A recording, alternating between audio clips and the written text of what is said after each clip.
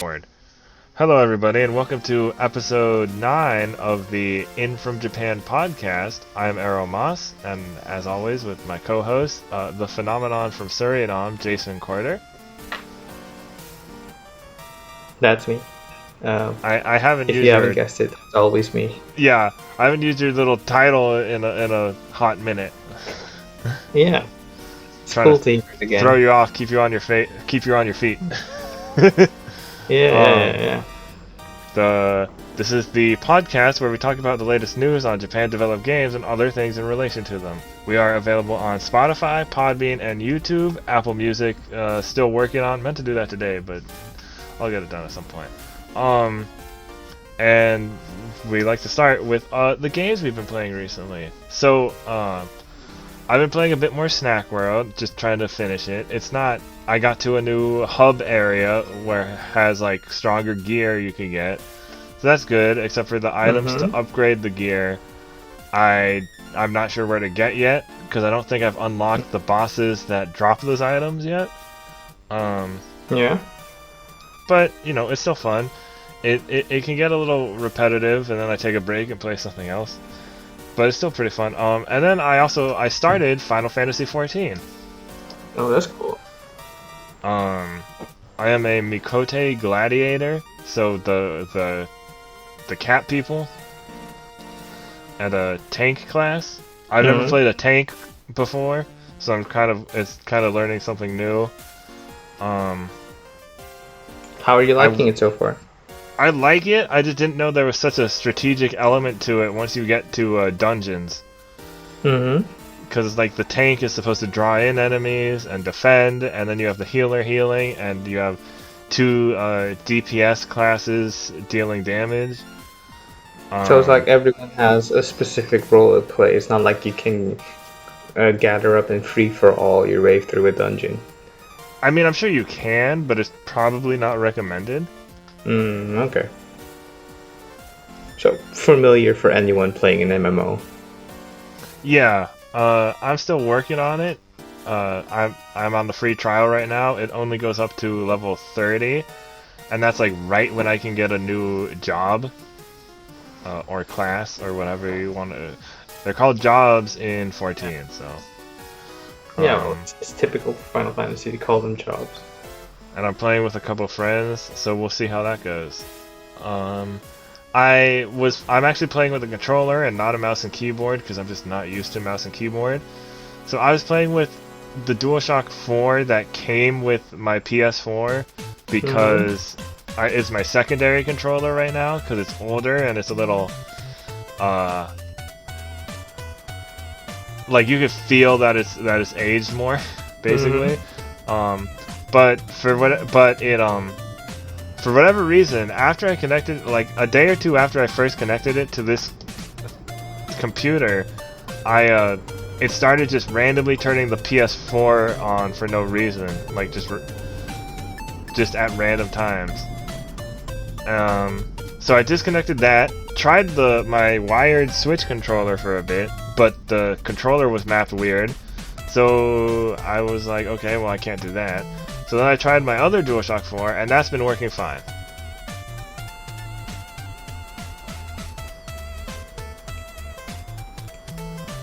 So that was kind of weird. Yeah. Have you downloaded the DualShock 4 driver for PC?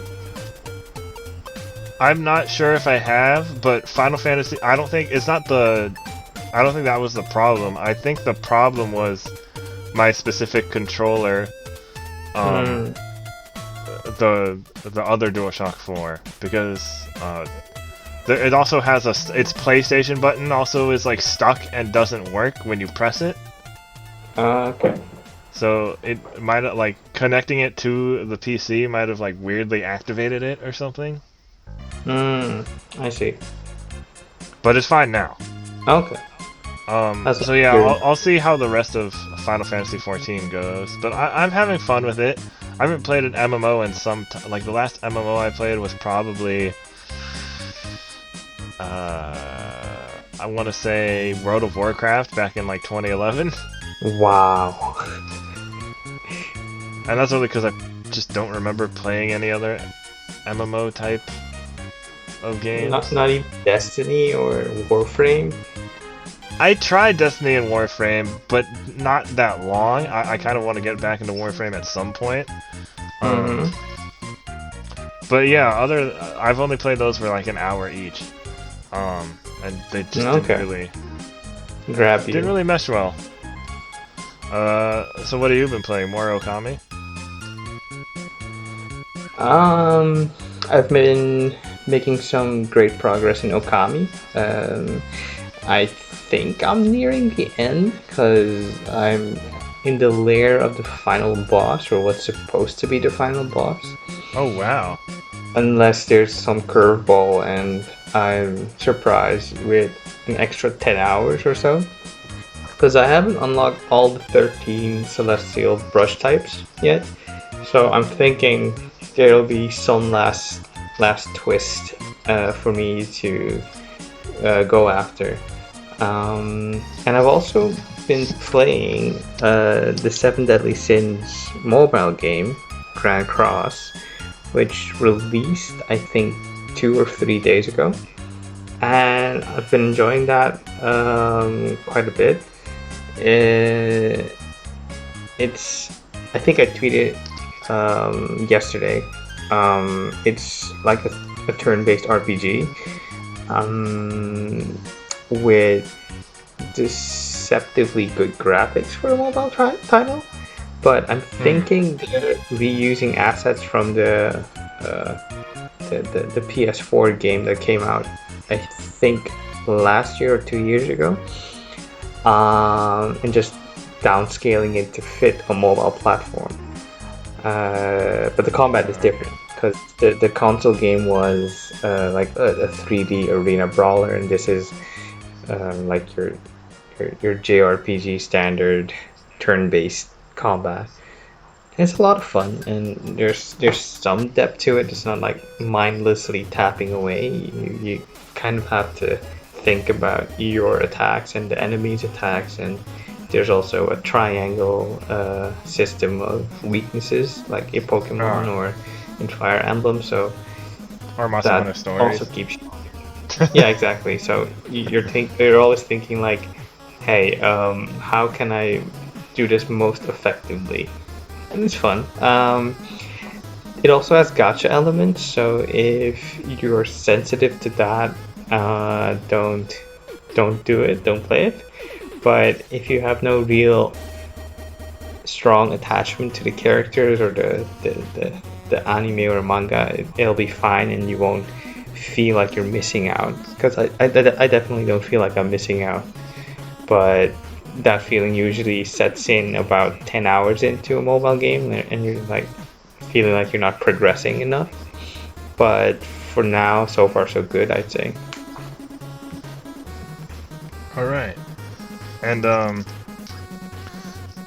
so our next section, the In From Japan J list, we actually do not have any like video game, movie, or TV impressions this week, but I do have some news about that here that I thought was related. So Castlevania Season 3, the anime-inspired Netflix series, I believe releases like at midnight tonight. If I'm not mistaken, it's already available now. Oh, yeah, you're right. March 5th. I could check real quick. So midnight last night. No, you're right. Okay. And then they also added Resident Evil Apocalypse and Resident Evil Extinction. I mean, you know, the Resident Evil movies, they're a mixed bag, but you know, they can be fun. They're still fun if you're not looking for a true to the game story or world. I mean, the first two were pretty were kind of faithful to the series, but everything from 3 onwards resembles the more action-heavy Resident Evil games, more focused on spectacle and less on horror or survival, for that matter.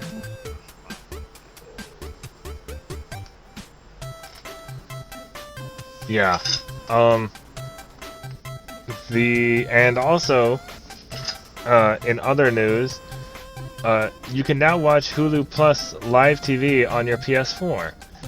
So, while PlayStation View does not exist anymore, you can use Hulu on your PS4. Yeah, and and the only reason I mentioned this specifically is because no, sorry, go I ahead, didn't mean go to ahead, interrupt you. Is because Hulu has, well, one, Hulu does have a decent amount of anime that other services don't have, but also Cartoon Network and Adult Swim are available on Hulu Live TV. Meaning, if you have Hulu Plus Live on your PS4, you can watch Toonami on your PS4. So that's an all-in-all good deal. And that's actually kind of related to the podcast, because Toonami, you know, the anime, action cartoons, and they do video game reviews. Oh, I did not know that. Yeah, they're usually pretty late, too. It's kind of funny. It's like a month or two later, and they're like, oh, let's have a review of this big game. Then again, the people who do Toonami, they don't get paid. What? They don't? At all? Like, it's all a passion project for them. I don't know if it all, but there's like a thing where like they don't get paid like a specific. I don't know the specifics of it, but I remember hearing that or reading about that like years ago. Okay, but I'm sure it's probably changed in the meantime. Or hopefully. Yeah.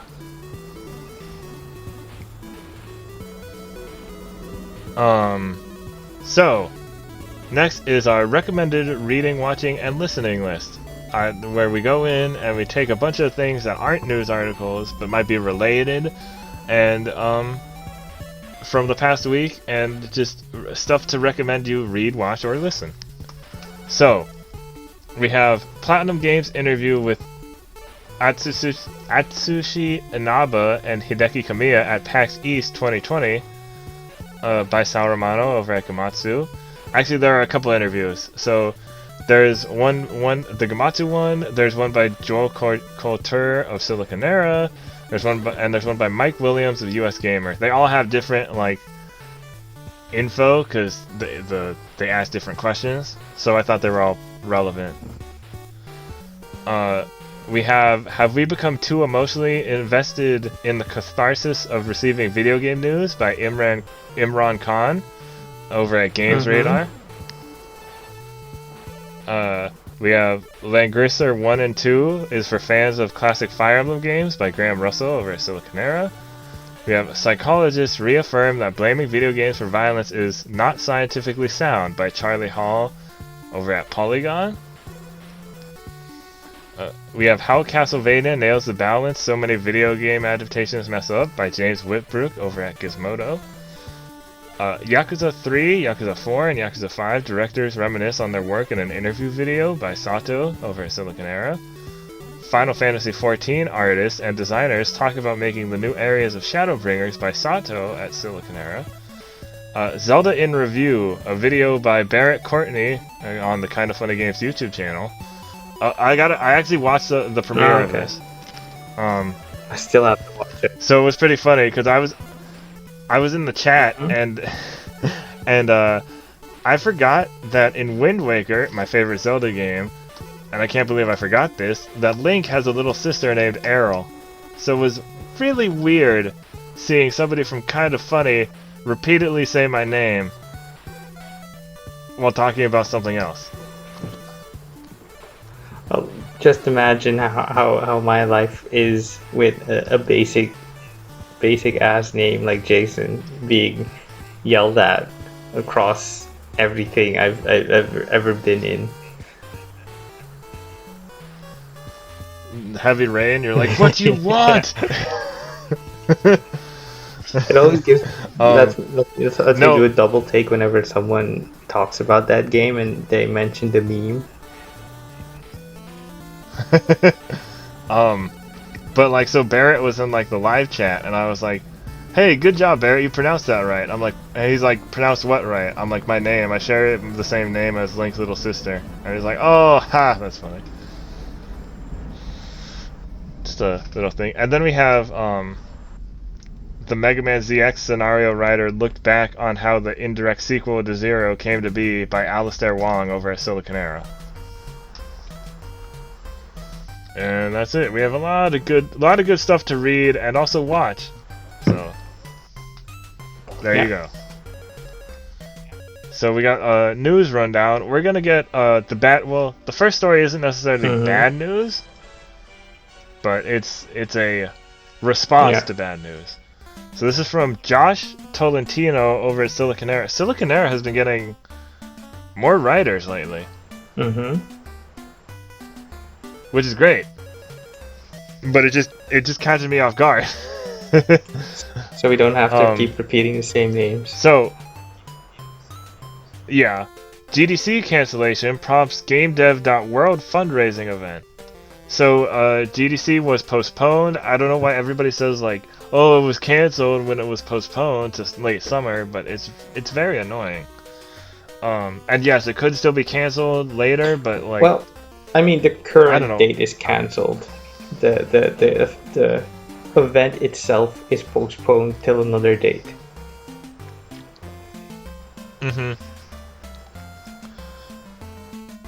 So they've announced an initiative to offset the damage from the postponement. Some would-be attendees have non-refundable flights or lodging arrangements already in place, like investments lost. So they're just doing a week-long public fundraising event that's going to take place from March 27th to April 3rd. Will feature a public game jam, and as well as any other games participating developers opt to donate to the bundle will be sold on the indie game storefront itch.io. The pricing of the bundle will be pay what you want. The GDC relief efforts will also include free online talks from various speakers and Q&A sessions, all translated into multiple languages. So it's nice to see like the community coming together after something like this. It just goes to show you that all the good that can come from people banding together and working towards a common good. But now, because GDC was canceled due to coronavirus concerns, we have some other events like possibly being canceled for those reasons. Yeah, like today Nintendo Life reported that E3 2020 is moving ahead at full speed despite coronavirus concerns by Ryan Craddock. Or it's not today, it was posted on Monday originally. And they're actually just sourcing Vice, where this was originally said, like, everyone is watching the situation very closely. We will continue to be vigilant as our first priority is the health, wellness, and safety of all exhibitors and attendees. Given what we know at this time, we are moving ahead full speed with E3 2020 planning. Exhibit and registration sales are on track for an exciting show in June. And that was a statement by the ESA to Vice that Nintendo Life is reporting on. And that just sounds like a rabbit hole I described. Yeah. However, there was some news today because I Am 8-Bit announced today that they're pulling out of. You're what? I'm just kidding. Yeah, I Am 8-Bit is pulling out of designing the E3 show floor. Like the stalls that are being used for exhibitions and generally just what you see when you walk the show floor. The company that was supposed to design that has pulled out of their commitment which to is a E3. huge hit. Which is a huge hit. And it's also a question of will the ESA be able to get someone else in such a short while to manage the designs and planning and implementation of set designs before E3 goes live. Which naturally people begin to speculate, hey, is E3 also going to be postponed or cancelled or moved to a digital only event thing, as with Nintendo Direct or PlayStation. What's it called again? State of Play.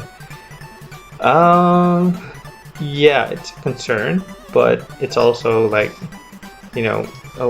pretty much a wait and see thing, because the news around the new coronavirus strand is developing day to day, and you can't really predict where you'll be next week or next month, or how it'll affect the business in the coming time. I'm still waiting for GDC cancellation emails.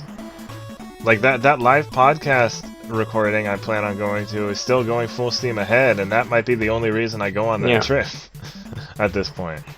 And there's also Evo 2020 that confirmed that there are no plans to cancel or postpone the event, as reported by the...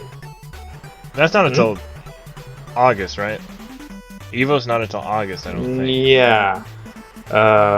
July 31st to August 1st, as reported by Alistair Wong in Silicon Era.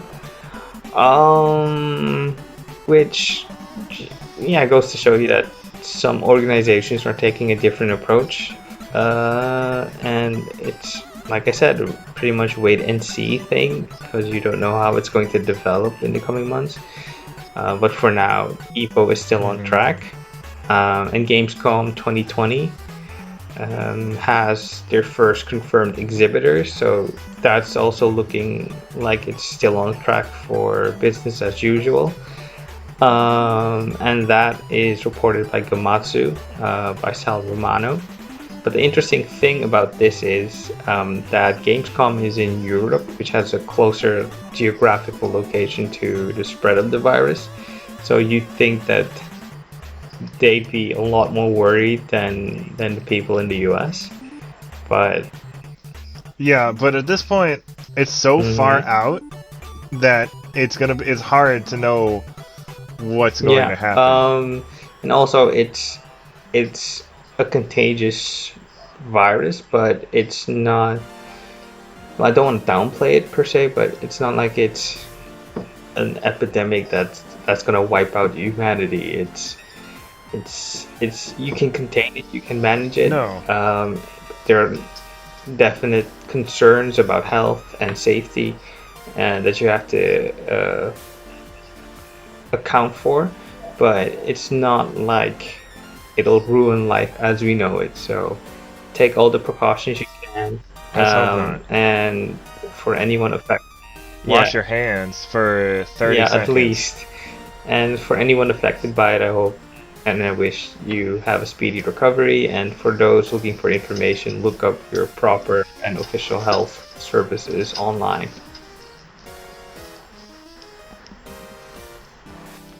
Yeah. So enough about all that bad news. Or it wasn't all bad news, just like bad or uncertain news. Well, it's news. It's news.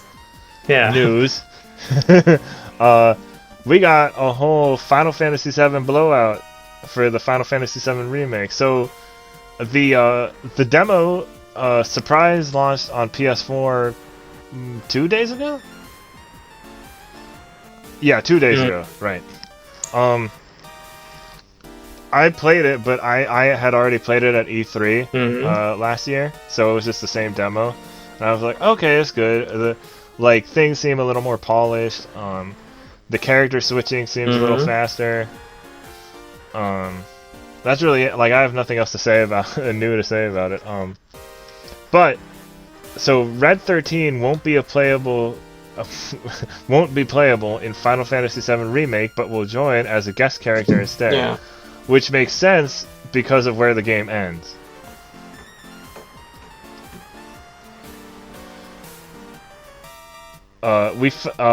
What is it? In an interview with co-director Naoki Hamaguchi, he said, "We felt the point at which Red 13 joins the party in the story is very late on, so we thought, okay, if we're going to have him as a full character and try to get the player to enjoy his character development arc and growth as a character through that, it's not really enough time to do that."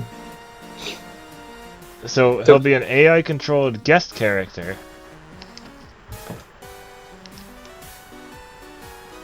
yeah, Go so ahead. basically, Red 13 is introduced too late into that point of the story to make sense for him to be a playable character, which I get is disappointing for a lot of people. But when you take in account that the game is meant to be episodic, he'll probably show up in part 2 or 3. So you don't really have to worry about missing out on experiencing him as a full party member. Yeah, most of the people I know who were fans were kind of like, okay, well that makes enough sense. Yeah, I played. They were just kind of fine with Yeah, I it. played the original one, and I mean, more Midgar is great. And if the trade-off is Red 13 joining your party a bit later, it's fine. We'll be fine. And also, related to that news is that Final Fantasy VII Remake has gone gold, as reported by Sato in Silicon Era, which means it's on track for release. So anyone worried it might be delayed or never releasing or turning into vaporware, rest assured it's still making its way to your PS4. Yeah, so it's still coming. It's still it's definitely coming. And it's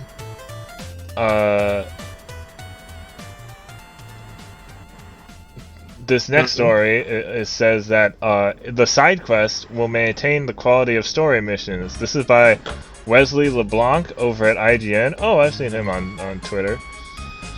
Pop up a lot. Final Fantasy VII Remake side quests will match the quality of the game's main story missions, according to director Tetsuya Nomura in an interview with Famitsu. Speaking with Famitsu and translated by IGN Japan, Nomura said, "The subquests have been made in exactly the same way as the main story quest. Initially, the development team also wanted to create a large volume of content, but it was not possible to do all of it, so we are doing as much as we can while maintaining the quality. So it's as much as you can manage while maintaining quality," Famitsu asked Nomura. "Yes, there was even more, but I thought that volume of content would never be finished." So side quest will be good. You know, it reminds me of have you ever read Jason Schreier's book Blood, Sweat, and Pixels? Because there was that whole thing about how The Witcher 3, and I would assume Cyberpunk as well, but that they have a whole department dedicated to making side quests. It also made me think of that. Well, The Witcher 3 specifically. When I read the side quest news for Final Fantasy VII. Yeah. I'm hoping it pans out. So that's nice. If Final Fantasy 15 was any indication, I'm kind of worried. But all signs point to this being a success. So fingers crossed. As our friend Cameron Hawkins says, it can't be bad.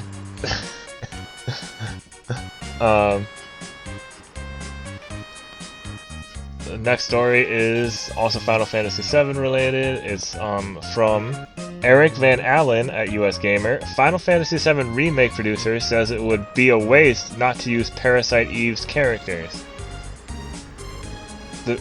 Some still hold out for hope for the return of more obscure Square games. One of those people is professional wrestler Kenny Omega, who asked Final Fantasy VII Remake producer Yoshinori Kitase about where Parasite Eve is at these days. Yeah, so he doesn't know of any plans right now, but it would be a waste not to use his character. So it's kind of like I know Parasite Eve is one of those Square Enix games where it's like, when are we gonna get like a new one or like a remake or something? I've never played it myself, but I always hear good things about it.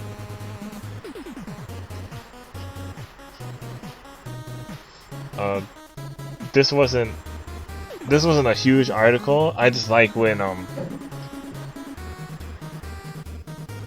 the not as popular games are mentioned by like producers and developers.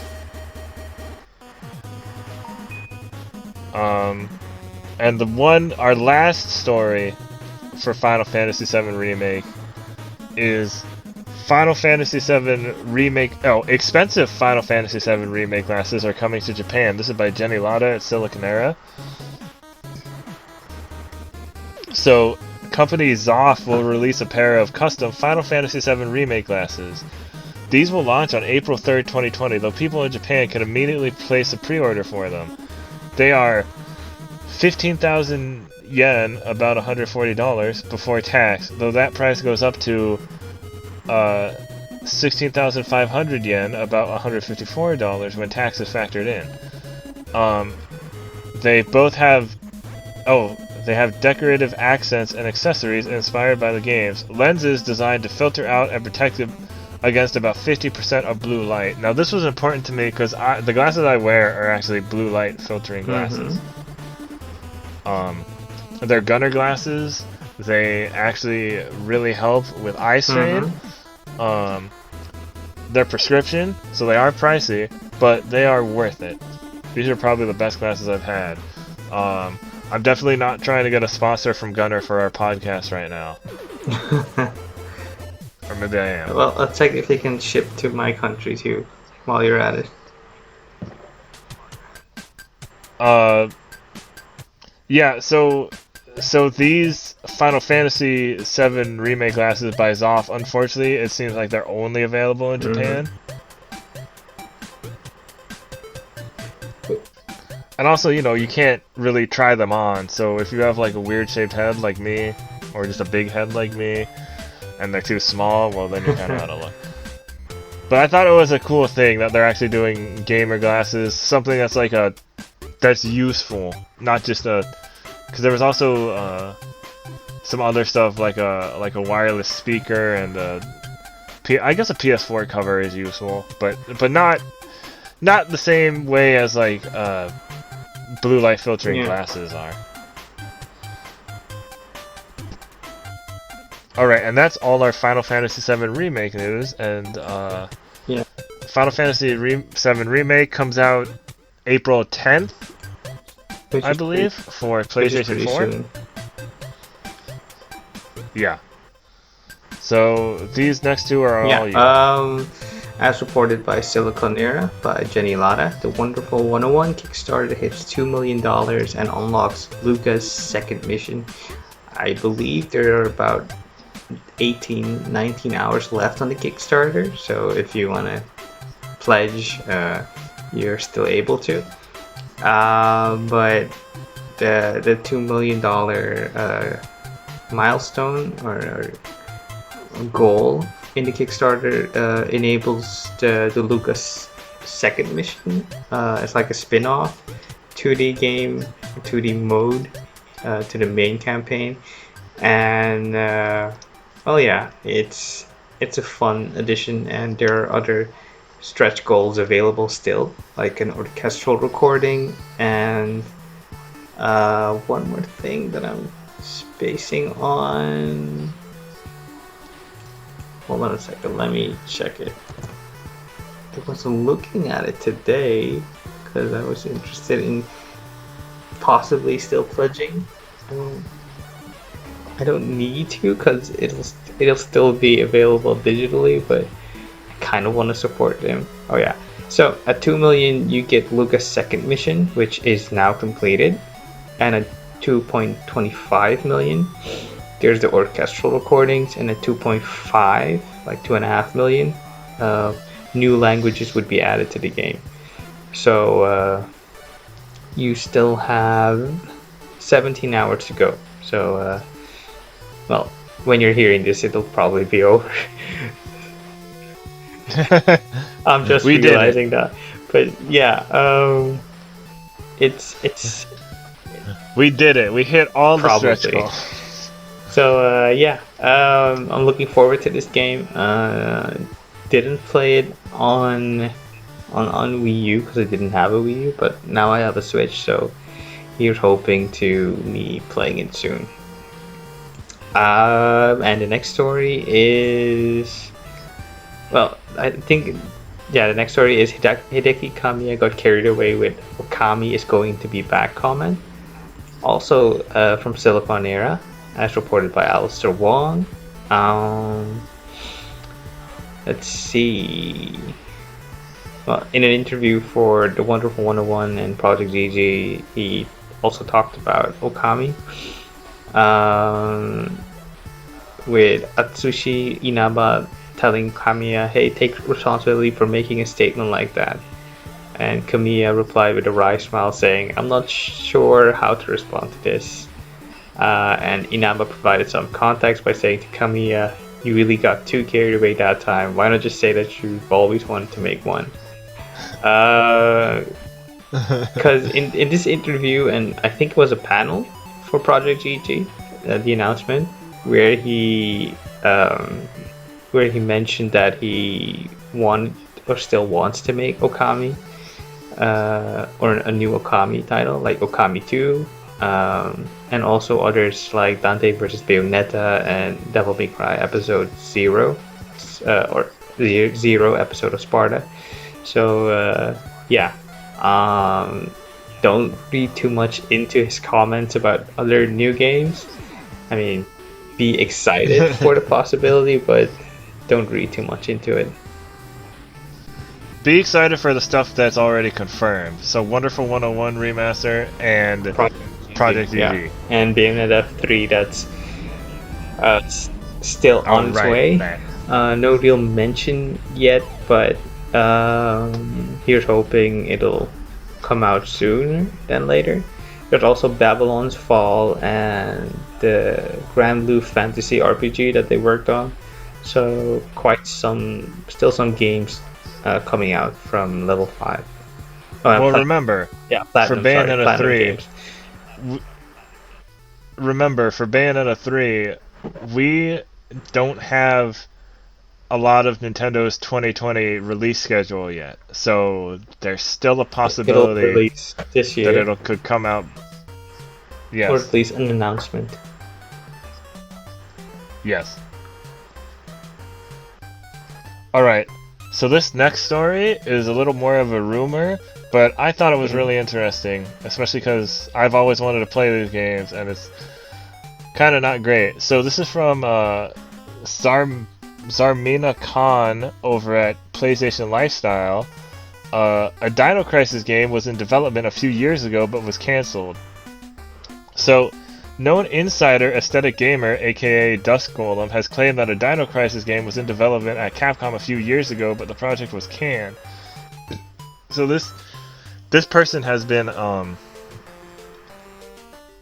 the source for a number of accurate Capcom leaks. So there's a little reason to doubt them, but you still have to take it with a grain of salt. Because usually when Capcom talks about reviving old IPs, Dino Crisis is one of the first names to come up. And a lot of people want, because of the Resident Evil remakes have been so good, a lot of people want a Dino Crisis remake in the same vein. But if one was scrapped, then that's it's unfortunate. A lot of games don't make it past the prototyping or conceptual phase. Because they just don't play well, or the way it's imagined to play won't be as fun as you think it is. It's a bummer, sure, for the fans of the series, but Capcom has been on such a good run lately. I don't think they want to trip now by doing something too soon. I think they're carefully considering how they can reinterpret the series for modern settings and modern audiences. Yeah, I think so too. I think there's always a chance it could come back. Yeah, I mean, the original games have the template of being Resident Evil, but with dinosaurs. So, um, I I actually bought one of the Dino Crisis games on complete accident when I had a PS3 because I was buying something else and I forgot I had left Dino Crisis in my hmm. cart. So I was like, whoops. So I got to play it a little bit, but not all that much. Okay. But yeah, I was pretty much Resident Evil with dinosaurs, like exactly.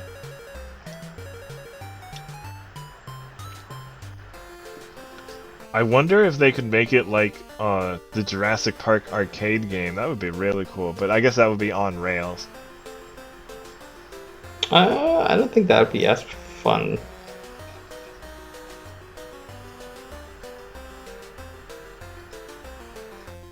I mean, I think it would be, but I just want the Jurassic Park arcade game to actually be released on something. Well, here's to hoping. Um, so hopefully we'll see the return of Dino Crisis someday. Next story is Bloodstained Ritual of the Night replaces roguelike stretch goal with randomizer mode. This is from Alistair Wong over at Silicon Era, and since I recently finished Bloodstained, I wanted to talk a little bit about it. So in the latest Kickstarter update for Bloodstained, 505 Games revealed that the game's stretch goal for a roguelite mode has been scrapped due to complications. Player will be instead getting a randomizer mode. Additionally, Kickstarter updates will no longer be monthly, but rather only when there is new info to announce. The code for the reason the roguelike mode has been scrapped is because the code for the game is apparently not compatible with that sort of gameplay, especially if the castle were to be procedurally generated. However, as the team behind the game don't want to take away a promised stretch goal feature without adding something back in return, it will be adding a randomizer mode that allows each run to give you a different experience. Randomizer mode is a new mode that allows players to make changes to their story mode experience. This includes enemy item drops, how quest rewards are given, save warp rooms, and key item locations. That said, there are safeguards to ensure that soft locks aren't possible, especially since using key items to progress is essential to Metroidvanias. The generated seed can be shared with others. A timer will also track your progress and completion time. Finally, 505 Games reaffirmed the team's dedication to improving the Switch port of the game, even after the performance update the game received. Are you looking forward to this? So, I mean, I'm kind of done with Bloodstained, but it's nice to see that they're still adding stuff after all this time for the bigger fans. And you know, it's unfortunate that a roguelike thing didn't work. Sometimes that happens with how complicated codes can be, I'm sure. But you know, randomizer mode, that's as close, if that's as close as they can get, and it sounds fun. It sounds like it could be a really fun challenge for like speedrunners and stuff like that. And then you can share the seed with others, so that's great. But otherwise, yeah, it's just a short little update on Bloodstained that I thought was pretty interesting because I felt like it came out of nowhere, because that's a game I haven't heard about in a long time besides me talking about it. Yeah.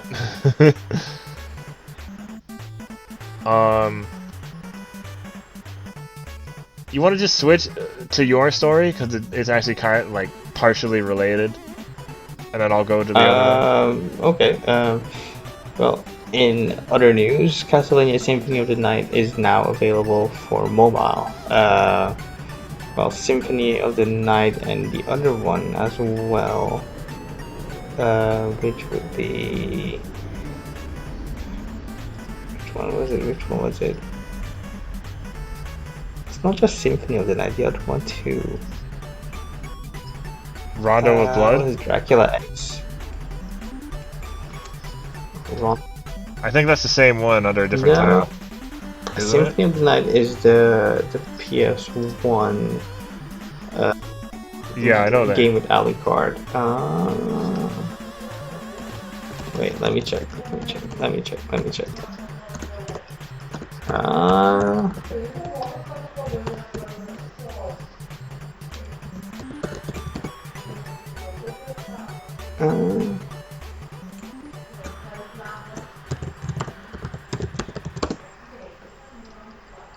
Wait, let me check.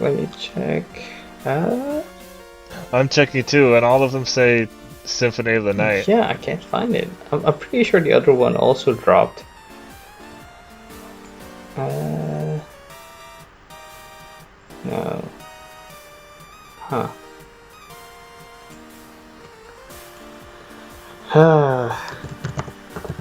This is disappointing. Because I could like recall it from the top of my head, but yeah, no, I got nothing. But anyway, so Symphony of the Night is on mobile, Android and iOS for $2.99, which is great, kind of. Platformers and Metroidvania platformers, I don't think they lend themselves too well to touchscreen controls. You could pair a controller to your phone and then play like that, but as it is now, I don't know. Might be fun, but I don't know how well it would play. It's available for $2.99. But maybe, yeah. Maybe it will lead to a Switch port in the future. Hopefully. Let me check. Yeah, I can't find what the other one is. Let's see. It's a direct sequel to Rondo of the Blood. Yeah, that's what I thought what it was. Symphony of the Night. Let's see. I think it's the Dracula X Chronicles. Not just Symphony of the Night. But yeah, the game is, available. Play it if you like. Yay for Castlevania. Yeah, if you want to play it in a really weird way. Yeah.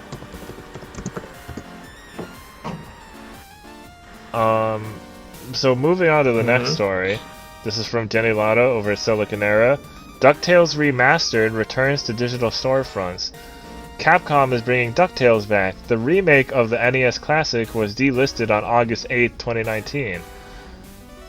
But it appeared again on the eShop, Microsoft Store, PlayStation Store, and Steam. It is once again $14.99. That's pretty great news, I guess.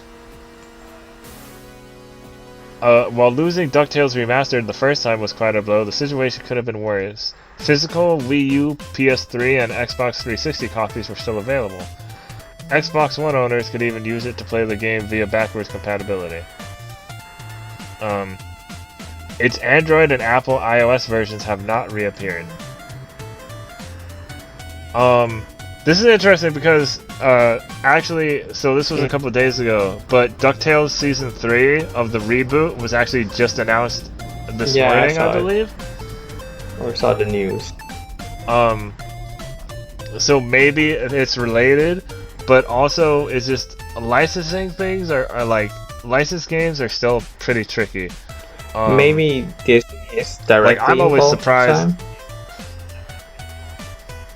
Yeah. I'm always surprised that Disney Afternoon Collection is still up, and it's on sale all the time. It's on sale for like $5 right now. Well, that one has a newer license. But yeah, that is a newer license. And then I'm still waiting for Scott Pilgrim to come back. Keep hoping. Maybe one day. But yeah, with licensed games, because that's why we don't usually get remakes or re-releases of certain licensed games, at least not these days. The PS3 had quite a few re-releases on their PS1 Classics line, especially of Disney games, which I always thought was really interesting. Because you know how people want they want a remake or remaster or re-release of Simpsons Hit and Run? Yeah, that's been getting some traction lately. Especially with Kind of Funny. That always gets some traction. We'll talk about that a little later. But yeah, it's possible that like we might not get that because of licensing issues, or maybe we will get it now because of certain licensing stuff. Yeah. But I just think it's always interesting with like, because you know, a lot of things. Sometimes we associate licensed game with like shovelware and like garbage games, but like there are always those licensed games that were actually really good, and sometimes they were based on like another game that's good, or sometimes they weren't, and like it's just licensed games are just insanely interesting to me.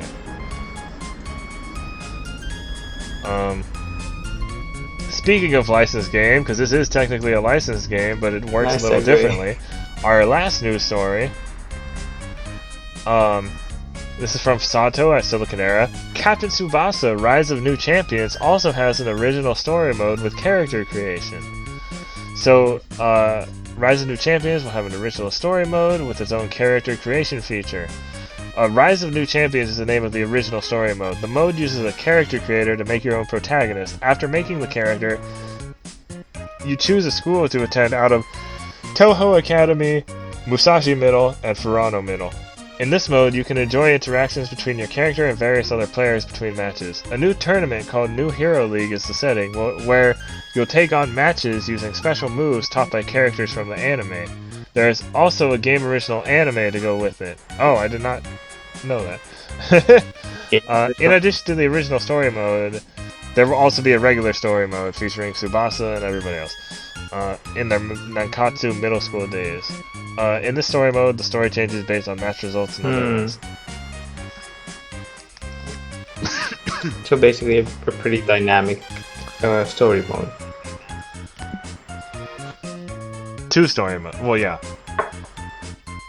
But yeah, two story modes. The regular anime story mode and like a new original story mode, which is great. It just makes me more excited. Kind of like a game. what if scenario.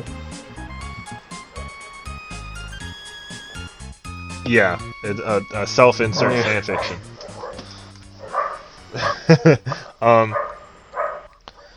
It will be out for PS4, Switch, and PC via Steam in 2020. I don't know when it will come out.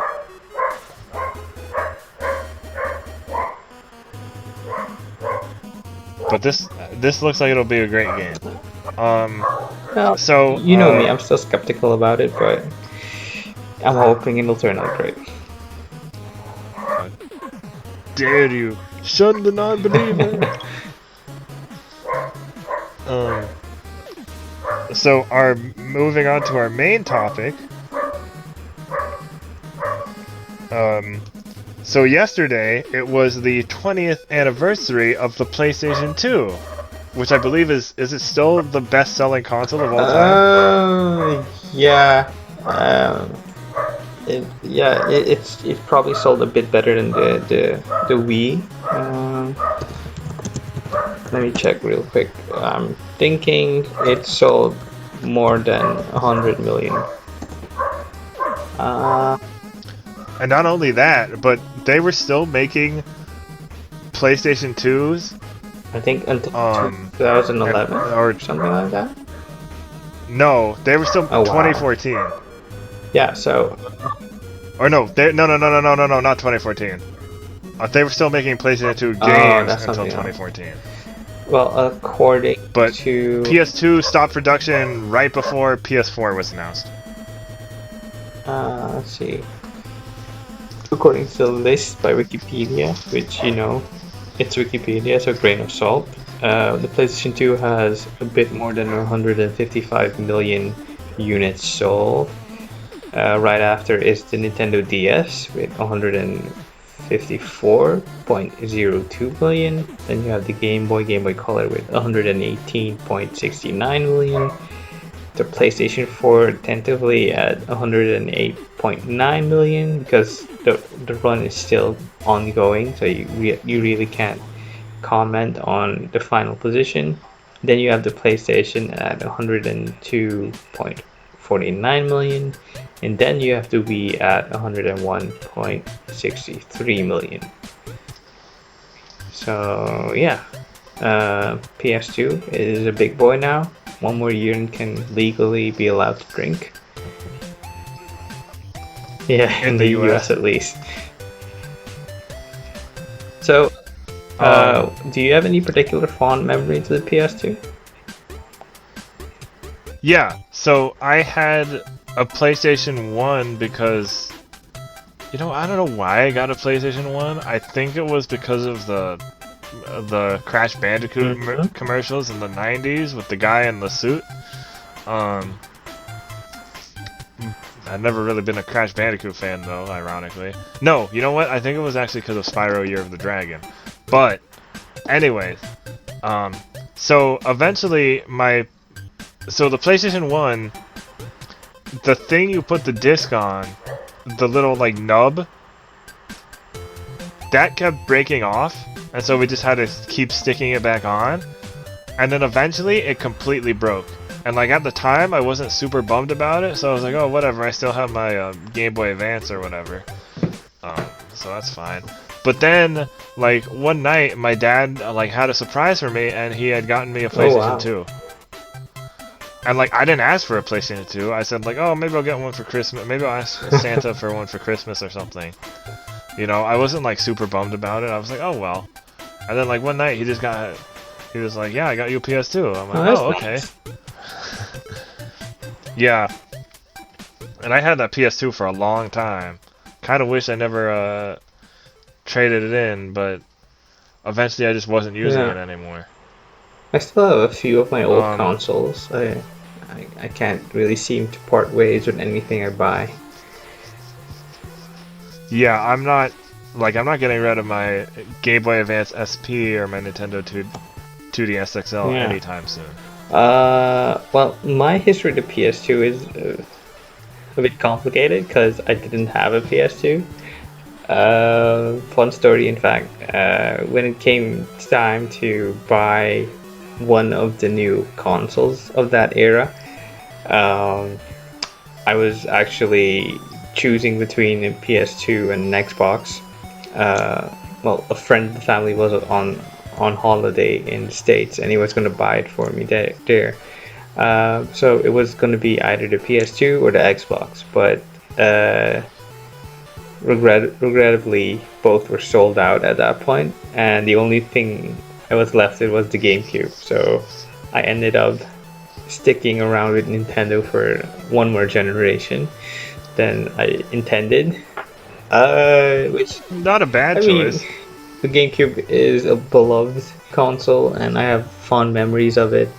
But it was always like looking over at my friends and classmates that did have PlayStations, and you could always tell that the games they were playing or talking about were vastly different from your games. There was also that perception of Nintendo equals kiddie and PlayStation equals adult. So that probably played a factor in my teen years. It didn't really bother me, but I did feel like I was missing out on a lot, especially since JRPGs were probably my favorite genre. And the GameCube was pretty starved for JRPGs. I did manage to play some PS2 games by the grace of friends who let me borrow their consoles. So I did end up playing.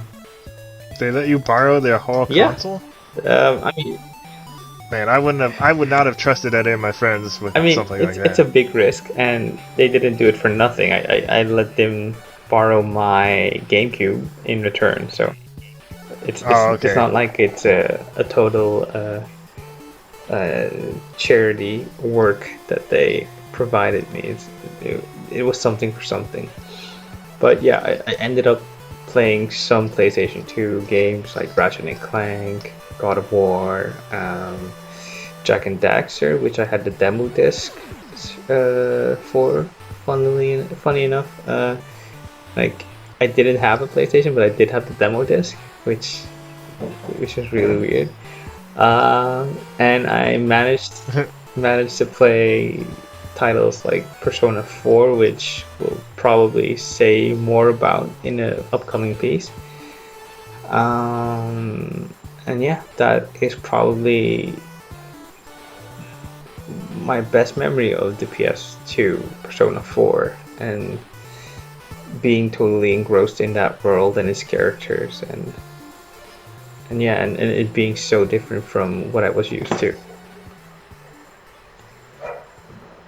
So I have a thing here. It's the best PS2 games on PlayStation 2's 20th anniversary is from an article by the Eurogamer staff, and I haven't played a lot of these games.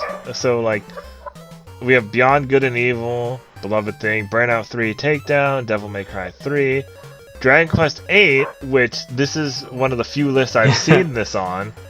Well, Europe has different tastes than the US.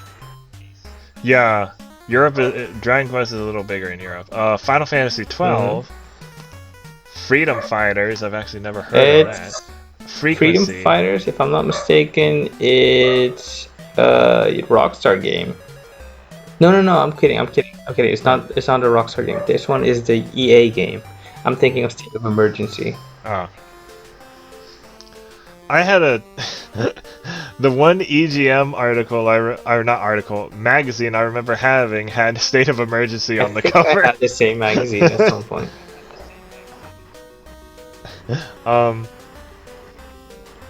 Man, I didn't have Freedom Fighters, but I did have a PS2 game called Fur Fighters, Rigo's Revenge. Wow, that's a title. Which was a weird shooter where you play as cartoon animals. Very strange. Yeah. It was a sequel to a Dreamcast game, I think. Anywho, we have a Frequency, Gitaru Man, God Hand.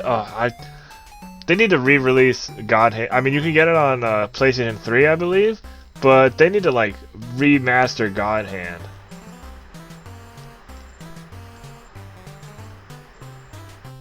Yeah, you know about I know God about God Hand, Hand. It's a pretty unique title by Clover Studios, now defunct Clover Studios. Shinji Mikami. Yeah. It's a pretty unique game, and I'm wondering if a modern remake would have them fully realize their vision. Yeah, it's pretty unique in the pantheon of PS2 games. We have also moving on. We have God of War 2, Gradius 5, Gran Turismo 3, A-Spec, Grand Theft Auto Vice City, Gregory Horror Show. I've never heard of that. Ico, or is it Ico or Ico? I think it's Ico, because it's Japanese and I is pronounced E, so I think it will be pronounced Ico. What's in the name? I don't know. Magic Pengold, The Quest for Color. I've never even heard. Magic Pengold takes elements of Pokemon and the spirit of doodling to create a game in which you can draw monsters that then come to life. Never even heard of that. Manhunt, Metal Arms, Glitch in the System, Metal Gear Solid 2, Sons of Liberty, Okami. Yeah, which played Prince of Persia, Sands of Time. Yeah. Pro Evolution Soccer 3. Yeah, which is PES for you American football fans. PsyOps, The Mindgate Conspiracy? Yeah, that one was pretty popular back in the day. I've never even heard of that. Ratchet and Clank, yeah. Rez, Second Sight, Shadow of the Colossus, one of my favorite PS2 games. Oh, nice. Second Sight is mentioned. Second Sight and that, along with PsyOps, were pretty unique in aesthetic and in gameplay design. I'm pretty surprised that you never heard of them. Yeah, dude, when I had a PS2 back in the day, I didn't hear about most things. Like Shadow of the Colossus, I almost got so many times because it looked cool, and I just never decided to get it until the HD remaster on PS3, and now it's available on PS Plus.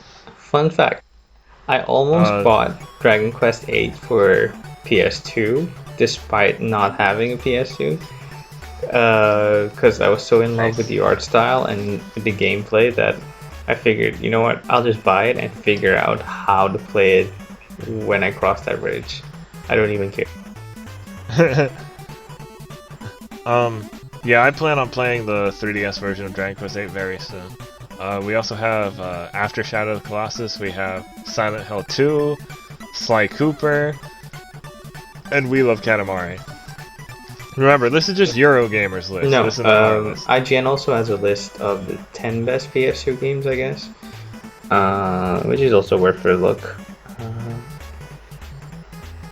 Yeah, I think most of our writers and editors are pretty young, so I don't think they'd have the strongest memories about PS2 games.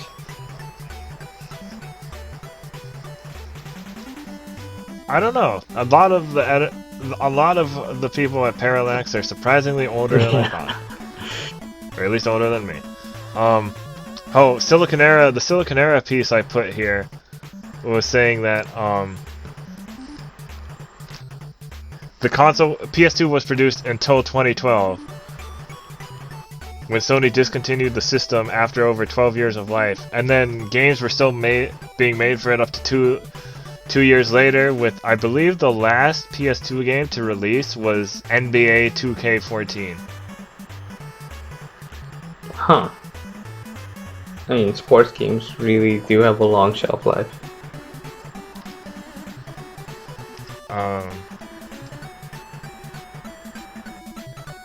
But so, my favorite PS2 games would probably be Shadow of the Colossus, Kingdom Hearts 2, Persona 3 and 4, just because I can't choose between them.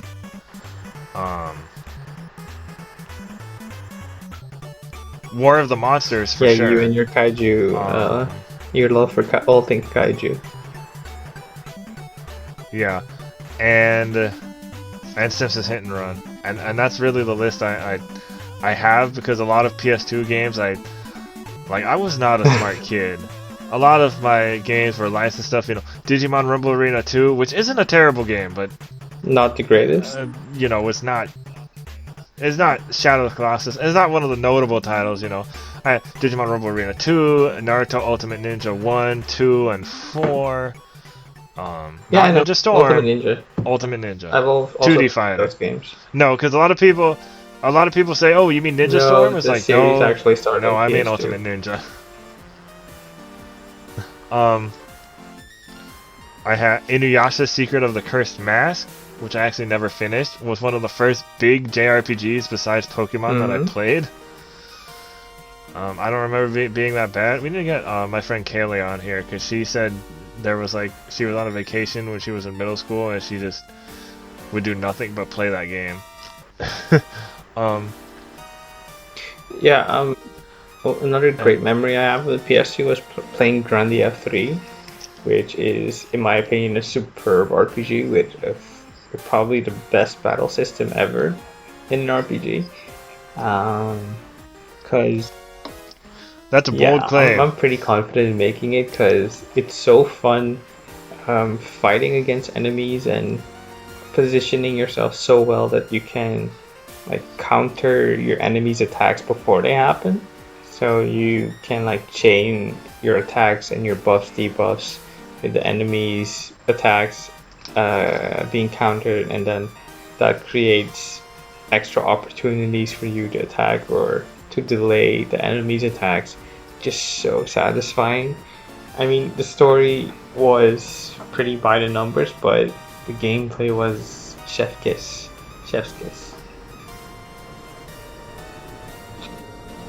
Yeah, I don't think, when people say, oh, the story was pretty by the numbers or standard or whatever, I don't think people should consider that a detriment so much when you're playing a more traditional JRPG. It's not gonna blow your socks off, but it's pretty standard save the world and good guy bad guy thing. It doesn't strive to be too much or too out there, but it's a pretty solid experience.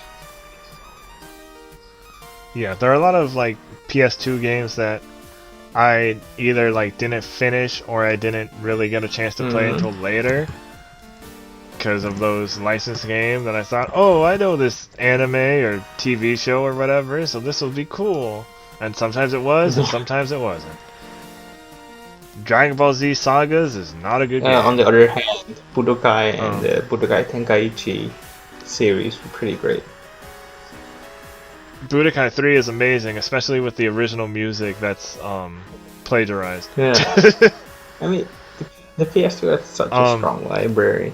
Burnout Takedown and Burnout 3. Honestly, I'm still disappointed that like PS2 and PS4, and there aren't more games on it. And I have a handful of games I need to finish on. They probably prioritized what was like feasible, popular, and doable in a certain time frame. Because the PS4 is pretty difficult to emulate on.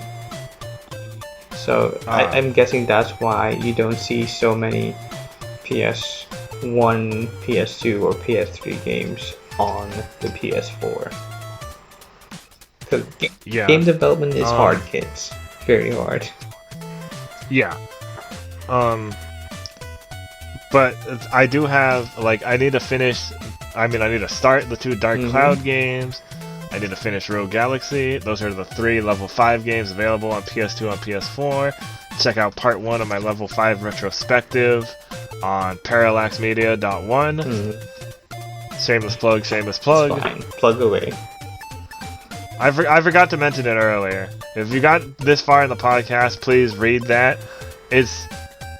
I think it's the weakest part personally, just because of the information it has, but stay tuned for part 2 and 3, which I think are very, very interesting. Don't sell yourself short, man. You did a pretty decent job, and you worked hard on it, so...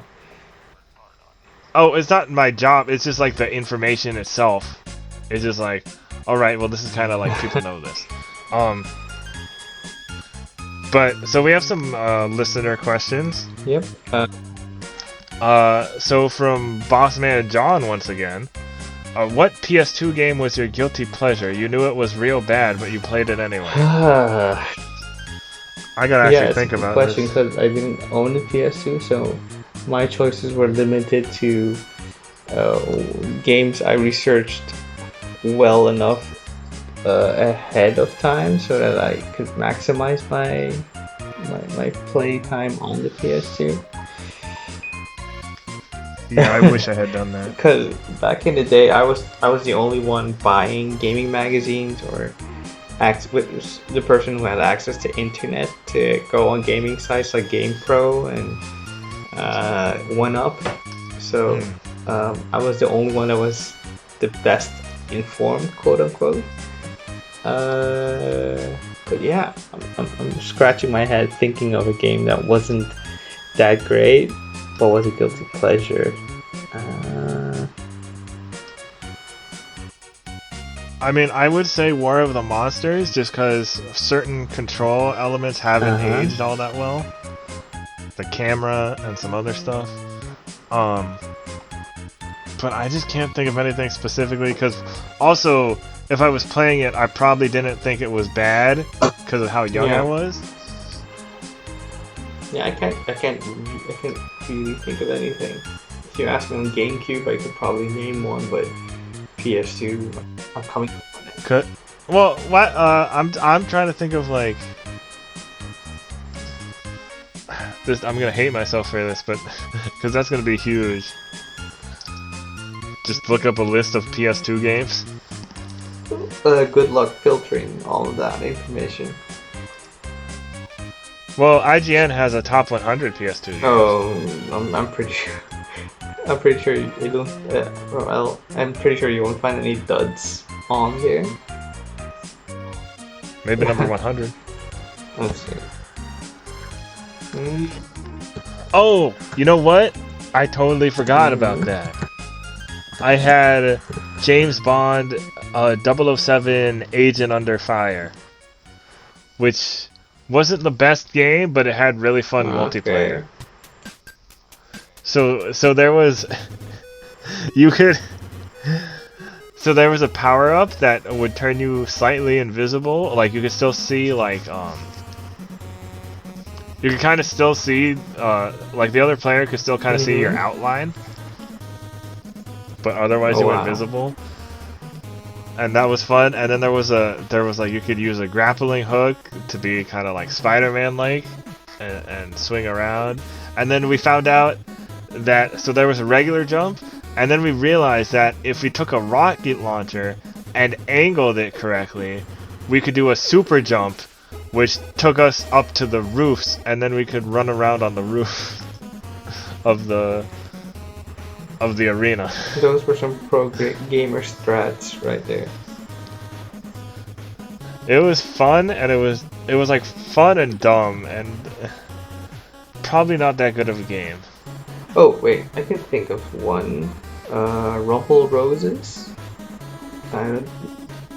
Oh, It's I've heard of that. The fan service wrestling game.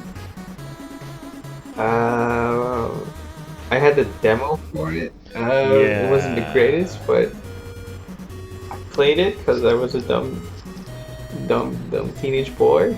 I didn't know anything. And like, okay, might as well play it.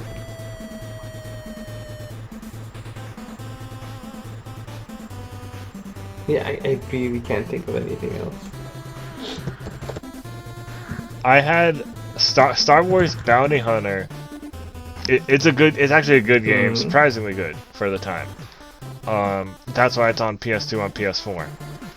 But I played that on PS2 a little later. The Bionicle game. That wasn't that great of a game. That was also on GameCube, I believe. Yes, Probably. it was also on GameCube. Most multi-platform games also made their way to GameCube. I enjoyed it, but I never really finished it. According to this, it received mixed to negative reviews from critics, given a 3.8 out of 10 by IGN and a 6.5 by Game Informer. Criticized for repetitive and simplistic gameplay, story, poor visuals, short length, and complete lack of innovation. Game Informer stated that it would be only appropriate for Lego-obsessed 8-year-olds. That's fair.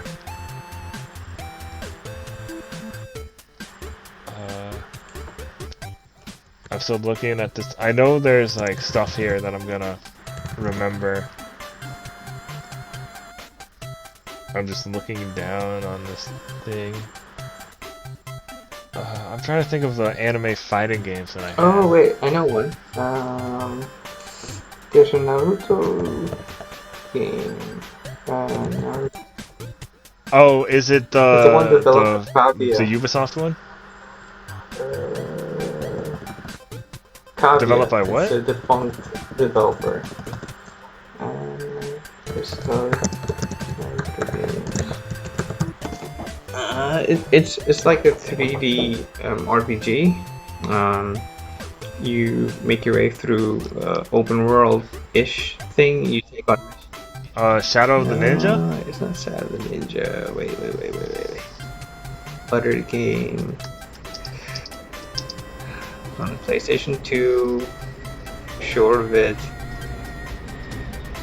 Really sure of it. Wow. Okay. No, it wasn't the Ninja console games. Not the Ninja Destiny games. Also not the Path of Ninja games.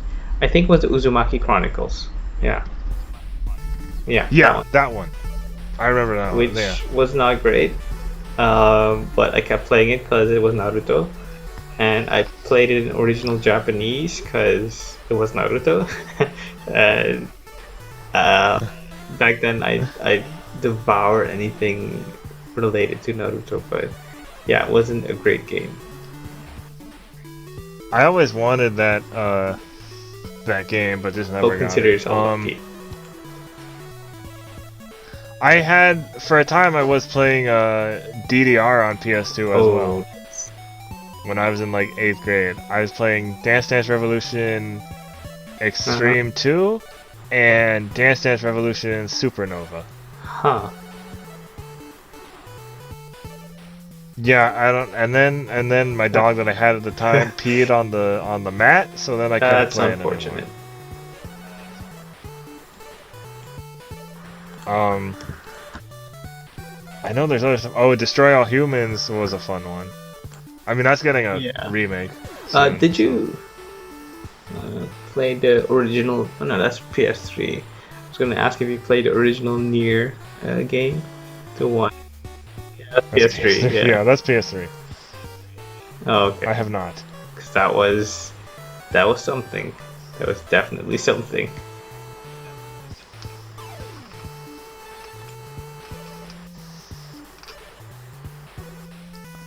Budokai 3. I had Budokai Tenkaichi 3 as well. Yeah, that was But I like Budokai 3 better because it's a yeah. 2D fighter, and 3D fighters were just back then. 3D fighters still felt kind of weird. Because you know Um, it still devolved into the same things the 3D arena fighters these days fall into, like combat that's kind of eh, but with 2D you can, you know, you can restrict a bit more and be bit more creative with what you're presenting. I'm hoping it makes sense, because if you compare something like Xenoverse to Dragon Ball Fighters, you see that Dragon Ball Fighters is a lot more solid as a fighting game as compared to Xenoverse. yeah, Xenoverse is more of like an MMO type Yeah, thing, almost. Well, because it is based on yeah, the Dragon Ball MMO, Online. But yeah, Budokai Tenkaichi 3 I did appreciate just because of how many Mhm. characters it had.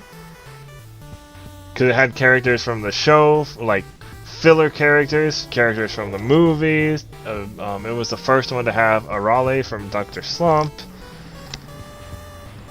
Yeah, that was a pretty solid roster of characters. Oh yeah, I also had a Duel Masters game for PS2 for Oh a yeah. while. It wasn't very good. And then Duelist of the Roses, which I know, Yu-Gi-Oh! Duelist of the Roses, which I know a lot of people love, and I could never get into it. I think I played that one, but it wasn't that great, and I stopped playing it really quickly. Yeah, so did I. Cause I had a PlayStation 1 game called Yu-Gi-Oh! Forbidden Memories, and it's based on the rules that the card game was going to originally go by, and it's so different and ridiculous, and it was made before Yu-Gi-Oh! Was like finished, so like it made up its own like story, and I was like, okay, this is how we Yeah. think it's gonna go. And I think it was just kind of crazy. Um, and then I did play Final Fantasy X a little bit on PS2, but it never resonated with me. And I don't know if this is somebody that you know, Yeah, but somebody named it's Gregory, my buddy but Greg Binance. He asked. yeah, you can pronounce that better than I He can. asked if we could talk about Final Fantasy X, specifically its take on religion. And I don't really know that much about that besides Yuna being a summoner and something about sin. Yeah, And, the Titus's dad. religion as portrayed in that game is based on Southeast and Japanese, excuse me, religious practices, like Shintoism and I think Buddhism, and like old cultural practices where people revere their ancestors and worship their ancestors and the nature spirits. It's a lot like that. But I think it's a commentary on organized religion, because Seymour uses his influence as a religious and political figure to amass power in the game.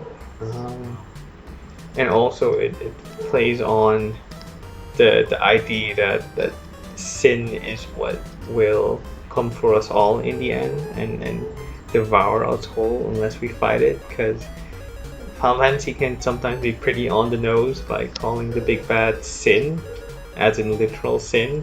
Yeah.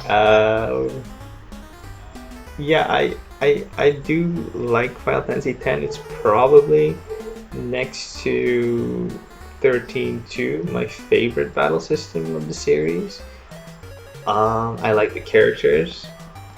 I do think Tidus is a bit whiny, but people like to meme about that, but it's what was requested from the VO, because the original Japanese had more or less the same line of dialogue, the same delivery, so I can't really fault them for that. The VO work is pretty solid. You have John DiMaggio as Waka, James Arnold Taylor as Tidus. I mean, it's a pretty solid cast of familiars now, and the game is beloved by many. Blitzball is the mini game of choice of a lot of Final Fantasy fans. The style and the art direction is also pretty cool, because it's not European high fantasy or Japanese feudal era characters. Like it's also not steampunk, so it's totally its own thing and pretty unique in the Final Fantasy history of games. Yeah. There was a Japanese survey about favorite Final Fantasies recently, and Final Fantasy X was number one. I have that list somewhere. Michael, I think one of the reporters of US Gamer tweeted it. I think I have it in my bookmarks. Yeah. Is it Mike Williams? It might be. Let me check real quick.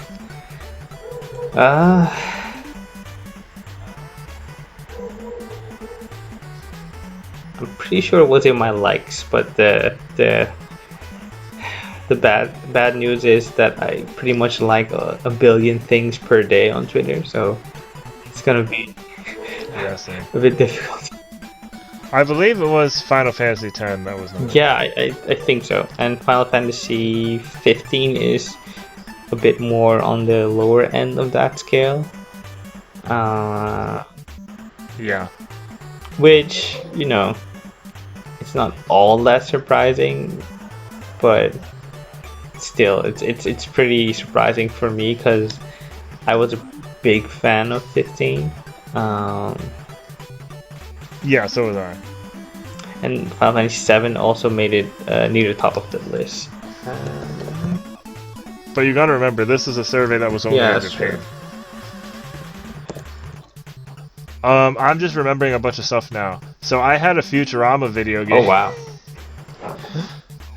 Wasn't a great game, but the writing was good. I guess you can call that your guilty pleasure game then. Yeah, I never finished it, but it was just an extended episode of Futurama with just making fun of modern video games, really. Also some co-op games I remember having that were fun. Gauntlet Dark Legacy. Oh wow. Which is also on GameCube. That's a really fun one. I believe that's also an arcade. But that one was great. There's a magic character, strength, speed, and armor. And then I forgot what Lord of the Rings game it was, but I had really fun co-op. I believe it was... Was it Two Towers? What? It was either Two Towers or Return of the King. Two Towers is the more popular one. It may have been the less popular one, but I can't remember. I just remember it had really fun co-op. Okay, so I have the list of the top Final Fantasy games as voted by NHK's viewers, question mark, and almost 500,000 people from Japan voted for their favorite in the series. So first place goes to Final Fantasy X, as you said. Second place is Final Fantasy VII. Third place is Final Fantasy VI. Fourth place is Final Fantasy IX, which is a personal favorite of mine. Fifth place is Final Fantasy XIV. Sixth place is Final Fantasy V, which is surprising because you don't really hear that much about Final Fantasy V. Seventh place is Final Fantasy VIII. Oh, poor Greg. He's probably crying in the corner. Eighth place is... Oh, he's an 8? Yeah, he's an 8 fan? Did you say 9? No, he did not say 9. No, I mean, what number? Seventh place is Final Fantasy VIII. Oh, is Final Fantasy 9 It's the fourth somewhere? place. Oh, okay. Like, I can live with that. It's one of my favorites, but I don't want to mention that it's my favorite because it's my ex's favorite Final Fantasy game, and I'm kind of sour on the whole. We'll take it back. Take it back. She played it before I did, so it's hers to claim. Well, that's the one I'm gonna play on Switch because they have you it should on definitely Switch. play So it. then, It's a really great game. well, I had it on PS3 or PSP, but then my PSP died. I'd go so far as to say it's the best one of the classic era. So yeah, 8th place goes to Final Fantasy IV, which is a bummer because Final Fantasy IV is probably my favorite. Then you have Final Fantasy XI in 9th place. 10th place goes to Final Fantasy 15. Tactics is on 11th place. Final Fantasy 3 is on 12th place. Crisis Core is 13th. Final Fantasy 13 is ironically the 4th. Oh my god, I can't believe I forgot that. I forgot a huge game that I loved playing on PlayStation Which one? 2. I'm messing up. Monster Rancher 3.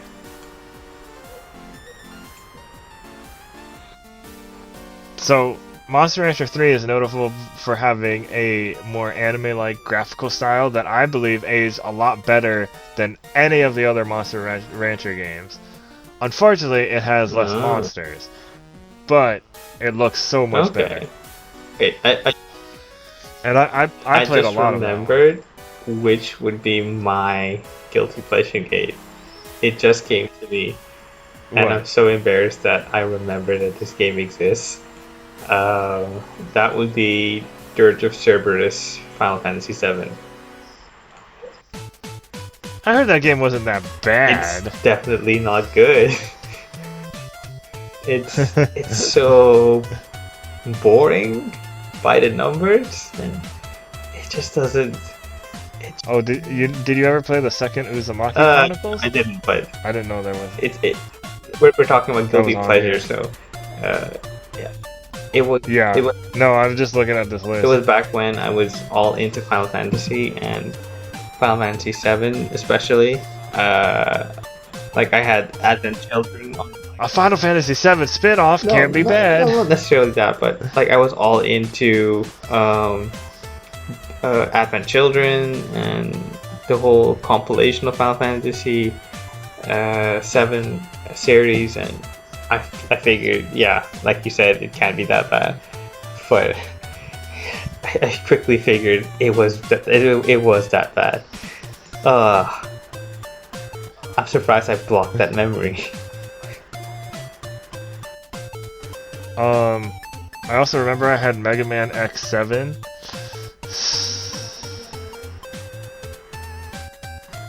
Oof, that was not good. I didn't play most of it because I hated it. Mega Man X7. What was that? The first one with Axel?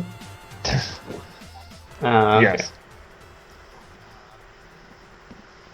I played that a little, but not enough to really say with authority whether it was good or bad.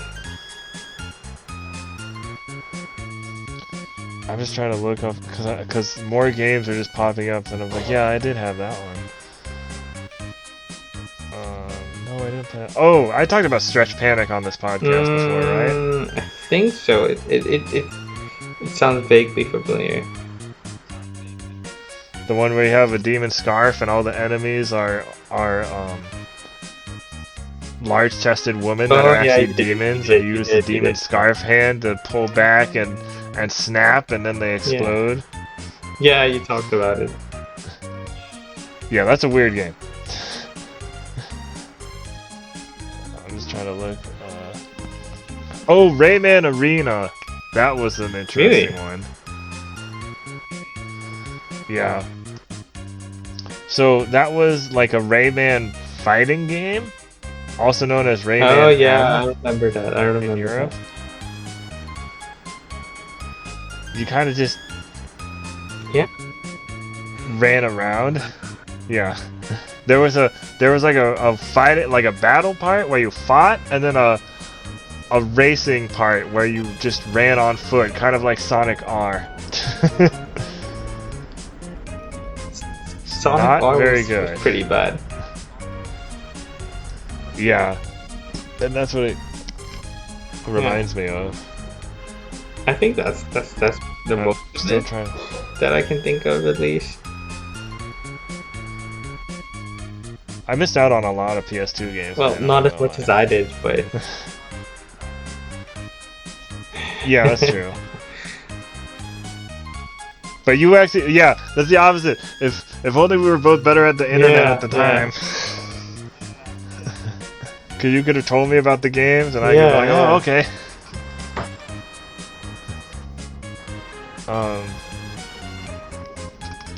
On like AIM or some stupid crap. Fun fact: I was never on AIM. Did you have Probably it? Because in my country it wasn't a thing, so no one had AIM. We had. Oh, so AOL wasn't the thing over there? I mean, it says so in the name, America Online, and we weren't America, so. Oh yeah, that makes sense. Yeah, I don't know why I thought that. Yeah. Yeah, you're right. I'm just trying to find more. I know there's more. I'm just looking through this list. This is a long list because it was split in two. And this is like the second. I didn't play Resident Evil until Resident Evil 5. So. I think the Simpsons Hit and Run, the which first I time mentioned. I played 4 was Simpsons on PS2. Simpsons Road Rage, I had that one. That was before Hit and Run. That was just a crazy taxi ripoff. Yeah, I remember that. And not as good as Hit and Run. Still kind of fun, but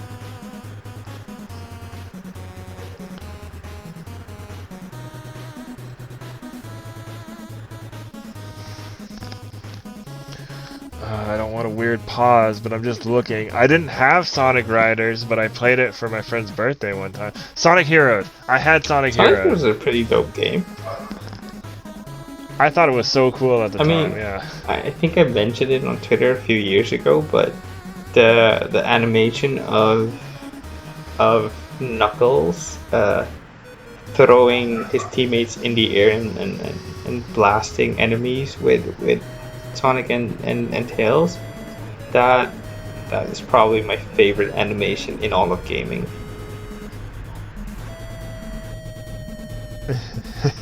That's funny. I totally forgot to mention Soul Calibur 2, one of my favorite PS2 games. Probably my favorite PS2 fighting game. Although I prefer the GameCube version, but I started with the PS2 version. Huh. So wait, you also had a GameCube? No, I had a Wii later on, and then got Soul Calibur 2 for GameCube when I was in college because I wanted to play the version with the Link. good one. Because when I was like 7 or 8, I didn't know who Heihachi was. Wait, you didn't grow up with Tekken? Huh. Nope. I mean, the crazy hair is pretty iconic, man. Spider-Man 3. I didn't have the Spider-Man 3 game for PS2, but I had the Wii version. I played that one on PC. So it's probably not that different. That was actually a pretty fun game. The one on Wii could have been a bit different, I think. Oh, here we go. Stretch Panic. Developed by Treasure.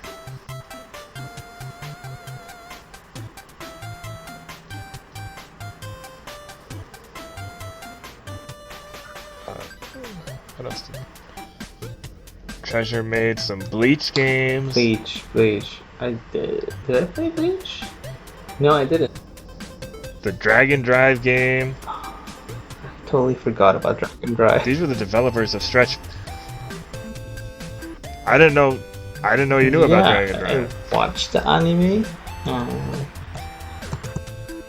Okay, well we're gonna need to talk about that later. But I'm still kind of looking at this. Yeah, Stretch Panic is on here. It's by published by Conspiracy Entertainment in North America. That would make sense with how how weird that game is. I got the Suikoden games all here. I didn't play any of those. Man, if ever possible, play at least Suikoden 2. Yeah, that's what I hear. Put it on Switch. If only.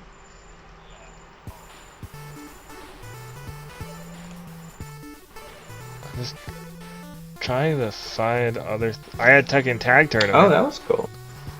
That's on here. I had that game, but that was way later, and I had no idea who anyone was. I was like, "This is a game." I mean, same. I started out not knowing who anyone was, but yeah, you. I didn't know Time Crisis was on PS2. Which one? Time Crisis. It's a light gun arcade game. The first time I played Time Crisis was like a month or two ago. Oh yeah. Actually, because I went to the nearby barcade, and they had it there. That's cool.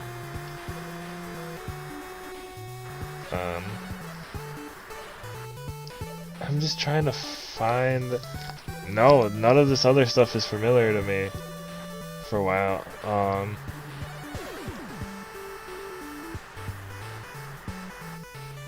All these Ultraman games we didn't get, or You survived, nevertheless. Beautiful. I never knew Beautiful Joe 1 and 2 were on PS2. I thought they were GameCube exclusive. Which one? Beautiful Joe and Beautiful Joe 2. It was I had no famously idea they were on PS2. part of the Capcom 5, like RE4, Beautiful Joe, Project Number 3, and 2 others, one of which was cancelled pretty soon after the announcement. Oh hey, they have the Japanese title for War of the Monsters. Let's see. So PNO 3, Project Number 3, Beautiful Joe, Resident Evil 4, Killer 7, and Dead Phoenix. Dead Phoenix was cancelled pretty soon. Yeah.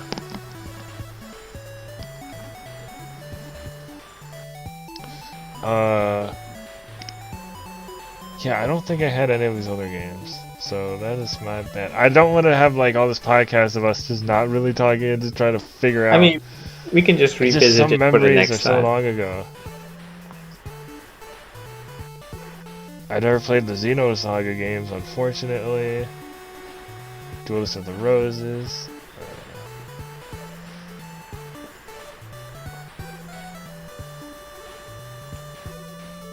Soys.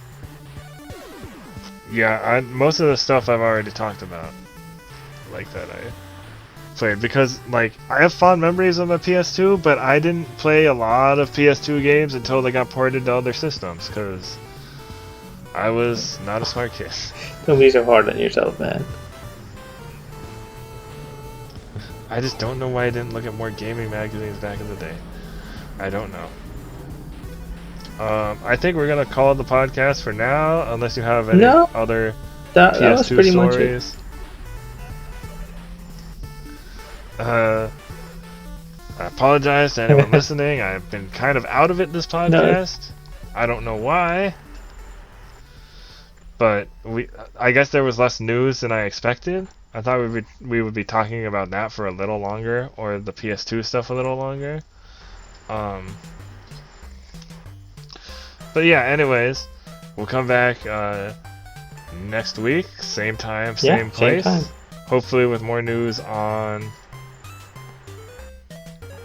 I don't know. What will we have more news on Probably next anything week? Japanese gaming related, hopefully. Yep, and hopefully coronavirus goes fingers away. crossed. And Bye. bye.